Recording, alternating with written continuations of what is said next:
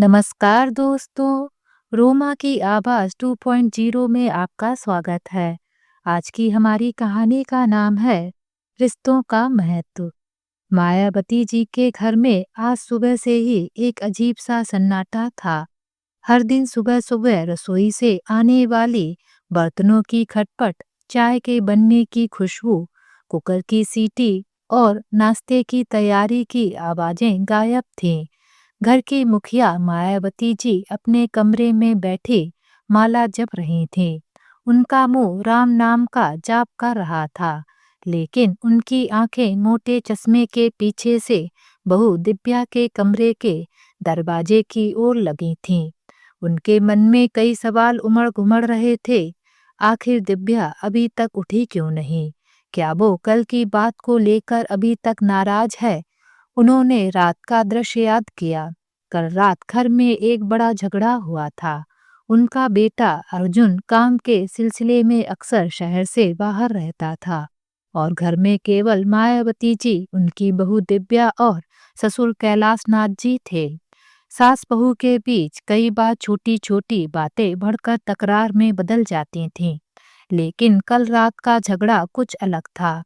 बीती शाम मायावती जी और दिव्या बाजार गई थीं। वहां मायावती जी की पायल साड़ी में फंसकर टूट गई। पास में ही एक परिचित सुनार की दुकान थी। दोनों वहां पायल ठीक कराने चली गईं। सुनार ने जब पायल ठीक करते हुए अचानक पूछा, मायावती जी, अब कैसी हालत है कामनी की सास की? सुनार के इस सवाल ने दिव्या को चौंका दिया। वह सोचने लगी कि आखिर कामनी की सास की तबीयत खराब है और उसे पता ही नहीं है। यह सुनार उसकी ननद कामनी की सास की बात उसकी सास से क्यों पूछ रहा है? इससे पहले कि वह कुछ पूछ पाती, सुनार ने बात को आगे बढ़ाते हुए कहा, कुछ दिन पहले आपकी बेटी कामनी आई थी। उसने कुछ गहने गिरवी रखे थे। कह रही थी कि उसकी सास की तबीयत बहुत खराब है, इसलिए पैसों की सख्त जरूरत है। लेकिन एक बात कहूँ, ये गहने मुझे थोड़े अलग लगे। लग रहा था कि ये गहने उसकी शादी के नहीं हैं, क्योंकि वो सारे गहने तो आपने मुझसे ही बनवाए थे, इसलिए मुझे उनकी पहचान बहुत अच्छे से है। और सुनार ने बेगहने उनके सामने रख दिए। दिव्या ने जब देखा कि गिरवी रखे गए गहने वही थे जो उसके माता पिता ने उसे शादी में दिए थे, तो उसका सिर चकरा गया। वह समझ नहीं पा रही थी कि उसके गहने कामनी के पास कैसे पहुंचे। सुनार ने जब गहने दिखाए तो दिव्या की आंखें नम हो गईं। यह वही गहने थे जो उसने अपनी सास मायावती जी के पास सुरक्षित रखने के लिए दिए थे। लेकिन अब ये गहने कामनी यानी उसकी ननद के हाथों गिरमे रख दिए गए थे। दिव्या ने तुरंत मायावती जी की ओर देखा, लेकिन मायावती जी नजरें चुराने लगीं। वह बिना कुछ कहे घर लौट आईं। घर लौटते ही दिव्या ने सीधे मायावती जी से सवाल किया, माँ जी, ये गहने कामनी के पास कैसे पहुँचे? मैंने तो ये आपको सुरक्षित रखने के लिए दिए थे। पहले तो मायावती जी ने बात को टालने की कोशिश की, लेकिन जब दिव्या ने कहा कि वह कामनी के घर जाकर यह बात उसकी सास से पूछेगी, तो मायावती जी झुंझला गईं। उन्होंने गुस्से में जवाब दिया, हाँ, मैंने वो गहने कामनी को दिए थे। वह मेरी बेटी है, मैं उस पर आंख मूंद कर भरोसा कर सकती हूँ। लेकिन तू तो बहू है, तुझ पर मैं कैसे भरोसा करूं? क्या पता तू मैके जाकर ये गहने वहां रख दे। मायावती जी का यह जवाब सुनकर दिव्या हक्की बक्की रह गई। उसे यकीन नहीं हो रहा था कि उसकी सास ने उसके साथ इतना बड़ा विश्वासघात किया है। उस रात दिव्या ने अपने कमरे में जाकर फैसला कर लिया कि अब वह इस घर में और नहीं रहेगी। लेकिन वो कुछ सोचकर रुक गई। लेकिन इतना कुछ करने के बाद मायावती जी ने शाम को दिव्या को फिर से कुछ सुना दिया, क्योंकि वह अपने माता पिता से कुछ बात कर रही थी और मायावती जी ने सुन लिया। इसलिए बहू को फिर कुछ ताने मार दिए। यह ऐसा था जैसे किसी पुराने घाव को खुरस दिया गया हो। रात के खाने के बाद मायावती जी ने दिव्या को यह ताना मारा था, बहू, मैके वालों से इतना जुड़ाव ठीक नहीं।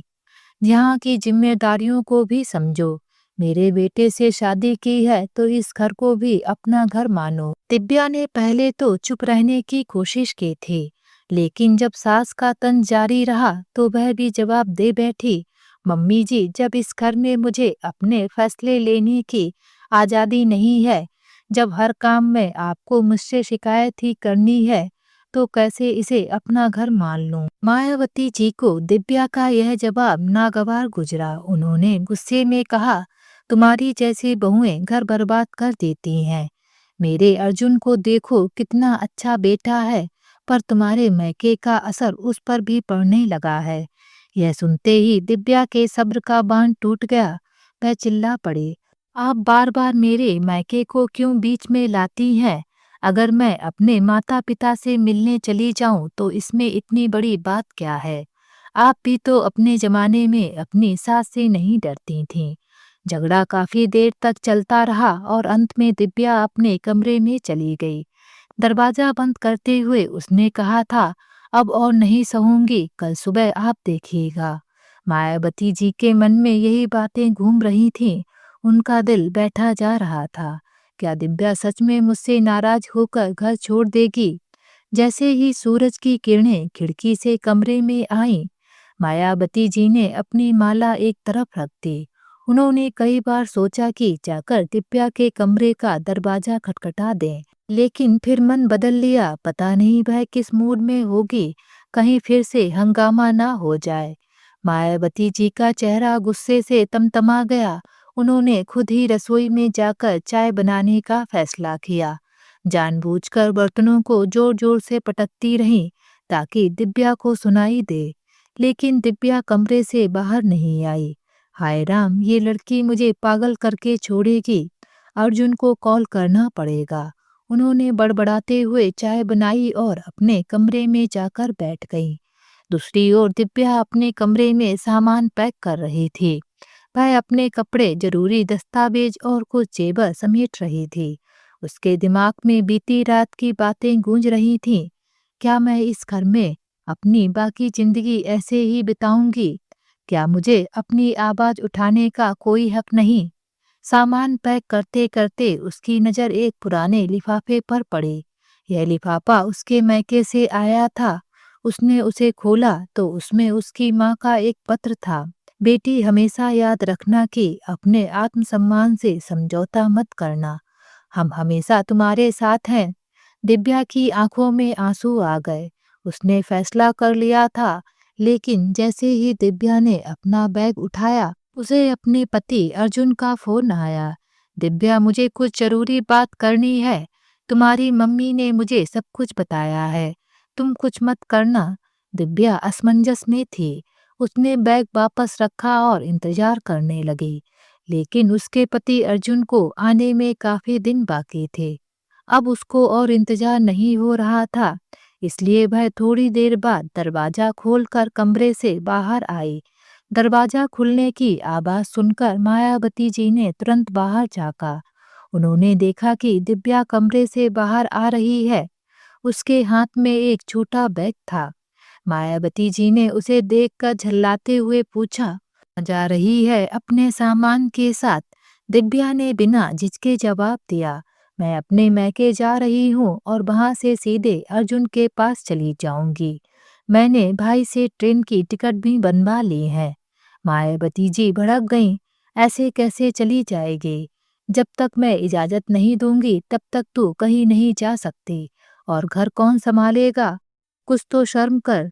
दिव्या ने तीखे स्वर में जवाब दिया, आपकी बेटी को बुला लीजिए, वो आपका घर संभाल लेंगी। वैसे भी आपको बहू की जरूरत कहाँ है? जब आपको मुझ पर भरोसा नहीं तो मैं यहाँ क्यों रहूं? आपने मेरा विश्वास तोड़ा है माँ जी। अब इस घर में मेरा कोई स्थान नहीं है। इसी बीच अर्जुन के पिता कैलाश नाथ जी घर में दाखिल हुए। उनके हाथ में एक बैग था। उन्होंने घर का माहौल देखा और तुरंत स्थिति को समझ गए। उन्होंने मायावती जी से कहा, क्या हो रहा है? ये बहू बैग लेकर कहाँ जा रही है? मायावती जी ने नाराजगी भरे लहजे में कहा, देखिए, आपकी बहू सुबह सुबह बैग पैक करके मैके जा रही है। हमारी तो कोई इज्जत ही नहीं है। कैलाशनाथ जी ने गरजते हुए स्वर में कहा, मायावती बहू से पूछने लायक स्थिति तुमने रखी ही कहाँ है। तुमने जो किया है उसके बाद तो यही होना था। शुक्र करो कि बहू चुपचाप जा रही है, ज्यादा हंगामा नहीं कर रही, लेकिन तुम्हारे किए की सजा मैं तुम्हें जरूर दूंगा। यह सुनकर मायावती जी चौंक गईं। सजा? कैसी सजा? मुझे तुम्हारे बेटे अर्जुन का फोन आया था। उसने मुझे सब कुछ बता दिया कि तुमने अपनी बेटी के साथ मिलकर क्या क्या किया है। तुम्हें तो शर्म आनी चाहिए ऐसे काम करते हुए। फिर कैलाशनाथ जी ने बैग खोलकर उसमें से गहने निकाले और दिव्या के हाथ में रख दिए। "ये रहे तुम्हारे गहने। मैंने कामनी से ये गहने वापस ले लिए हैं और ये सारे गहने तेरी सास के हैं। अब ये गहने तेरे पास ही रहेंगे और अगर कामनी तेरे गिरवी रखे गहने नहीं छुड़ा पाई तो ये गहने हमेशा के लिए तेरे हो जाएंगे। मायावती जी भड़क गईं। आप ऐसा कैसे कर सकते हैं? ये गहने लेने आप मेरी बेटी के पास कैसे जा सकते हैं? कैलाशनाथ जी ने सख्त लहजे में जवाब दिया, ठीक वैसे ही जैसे तुमने बहू के गहने अपनी बेटी को दे दिए। अब ये तुम्हारी जिम्मेदारी है कि तुम अपनी बेटी से गहने छुड़वाओ, नहीं तो इन गहनों पर तुम्हारा कोई हक नहीं रहेगा। अपने पति की यह सब बातें सुनकर मायावती जी को तो काटो तो खून नहीं। उनकी तो अब यह स्थिति हो गई थी कि अब उनके मुंह से अब एक शब्द भी नहीं निकल रहे थे।